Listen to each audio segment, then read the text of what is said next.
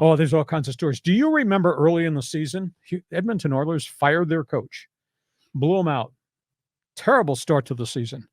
They are 23-6 since they fired their coach and promoted a minor league coach. Incredible. They've won 13 in a row. The Edmonton Oilers, who looked horrid at the beginning of the season, and they just signed, and this guy's a role player. This guy's a force on the ice. He can still pot goals. They just signed Corey Perry, legendary Anaheim Duck, to a free agent contract. He's got 423 career goals, and he gives them size and grit as either a second line or a third line forward. Now, he had been out of the NHL. He'd been with the Blackhawks, and he had some personnel issues with alcohol, and there were incidents within that organization, and he was removed, and they terminated his contract. He went and spent 4.5 weeks in alcohol rehab. He's back. They just held a press conference this morning. So hopefully he solved his problem, because he's a really good hockey player, even at age 38. But how about Edmonton? They've won 13 in a row. How about this story with the New York Islanders? Their general manager is Lou Lamoriello, is stoic, old school. So they've gone through a coaching change. They've gone through a rebuild. They had Lane Lambert, a former Islander who had been a longtime assistant, promoted him. They blew him out after a 1.5-year struggle. Out of nowhere, they hire Patrick Waugh. Wow. Legendary Montreal Canadiens goaltender. Yeah. Very successful head coach, Quebec Nordique, that became the Colorado Avalanche. It always ends badly with him. But they hired Patrick Waugh, who's been a coach, general manager, and owner of one of the top junior teams, the Quebec Remparts. He just stepped aside at the end of last season, sold the club, wanted to get back into NHL. They hired him. He's a firebrand. Holy cow. So, I mean, my two most memories of Patrick Waugh, aside from being a brilliant goaltender, was when he was in Montreal at the end. They left him in one night, and he gave up 7 goals, and he got bombed. And it was obvious he wasn't right. And they finally pulled him in the middle of the third period. And he skated off the ice with a stick in his mask, went to the Canadiens bench, and the ownership sits in the box seats right behind the bench. He took his stick and he pointed it at the owners. And I'm not quite sure he used the King's best English, but anyhow, he wound up getting traded right after that. Wow. And then in Colorado, he got tired of the modern day players and had a meltdown in the locker room after the playoffs, and he resigned. He walked away from a big money NHL job because he didn't like what he was seeing in the room for what the modern day players become. So he's a firebrand. He's really different.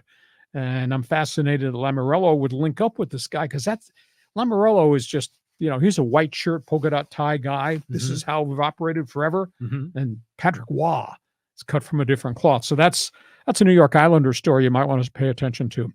I can't explain what's happened with the LA Kings. They have all these goal scorers, and they've just grossly underachieved. They've won only 2 of their last 12 games. They made this big trade in the offseason to get this big power forward, center, winger, Pierre-Luc Dubois from Winnipeg. Oh, yeah. It's blown up in their face. Guy's making $8 million a year. He scored 9 goals. That's it? That's it. We're at the mid-season point. He scored 9 goals. He's been removed from being a center and relocated to play on the left wing.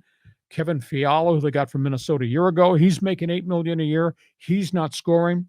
Rob Blake is just given a vote of confidence to Todd McClellan, the besieged coach, who had done such a good job for 2+ years. All of a sudden, McClellan's system isn't working either. So keep an eye on something happening with the Kings. They're capped out. I don't know how they can trade. And, you're going to put any of these $8 million guys on a trade block. Nobody's got any money to take these guys. The Kings right now just are not the same team. And then there's the Ducks, and this is really tough. They've had so many injuries to all their young stars. Now they lose Trevor Zegras, the bright young center iceman, again. He had missed 6 weeks, comes back, plays a couple of games, gets hit by a shot, fractured leg. He's gone 6 to 8 weeks. They lose their top young defenseman, who I thought was going to be with the Gulls. He went in there and earned a job. Rookie Pavel Mintyukov, a Russian, he's out with a shoulder. And they gave a ton of money to Alex Killorn to jump from Tampa Bay to come to the Ducks. And he's had 2 major injuries, fractured hand early, and now he's torn a knee ligament over the weekend, surgery. He's gone for 8 weeks. And the Ducks right now, they've got some guys they could trade. But that would mean that tank in the rest of the season and then hope to get high draft picks and have the youngest team on the face of the planet. They're going through such a really bad time. Wow. I mean, this is incredible. These stories about getting a new coach in Edmonton and flipping the whole thing around. I mean, it's incredible how that happens in some cases in any sport, where a lot of times you bring in a new coach and, it's still misery and failure. The other comment I wanted to ask you about, it was the Islanders. Now, they don't play in New York City. They play way out on Long Island. Yeah, right? brand new arena. So do they draw out there? I mean, but there's a lot of money out there too, right? There's a lot of history out there. I mean, the Islanders, going way back, this is before you drank your first beer, became a hockey fan, pounding on the glass behind the penalty box.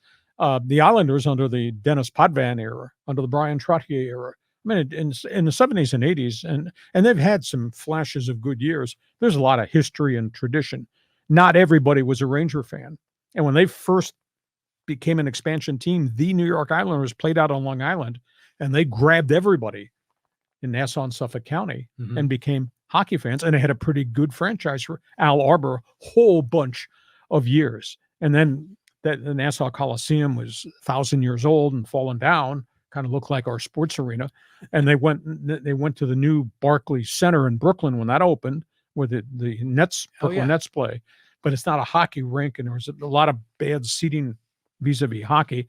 So then they built a new arena, just opened maybe a year ago, and it's state-of-the-art, and it's snazzy. It's back out on the island, right close, I think, to where the New York Mets built Citi Field. So, there's great history and tradition going back before you had your first beer. Okay, so it is on the island, but it's close to New York City. It's not way out on the eastern part. No, it might be 50 to 60 miles from New York City. Okay, but that's kind of where you grew up, kind of roughly. Oh, yeah. I wasn't an Islanders fan, and I definitely was not a Ranger fan. I was a Maple Leaf fan.